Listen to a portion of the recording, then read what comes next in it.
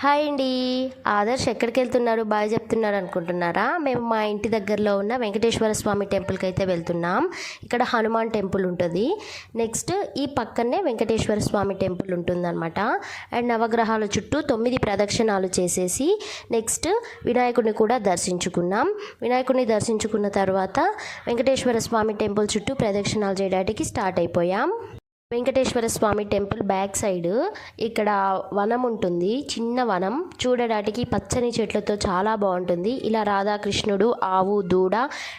Morning time వెళ్ళుంటే ఇంకా బాగుండు అనిపించింది, ఎందుకంటే ఈ క్లిప్స్ అన్నీ చాలా క్లారిటీగా వచ్చాయి. అండ్ సాటర్డే కాబట్టి రష్ కూడా ఉంటుంది. అండ్ ఈవినింగ్ టైం వెళ్ళాం కాబట్టి అంత రష్ అయితే లేదు, పర్లేదు, బాగానే ఉంది.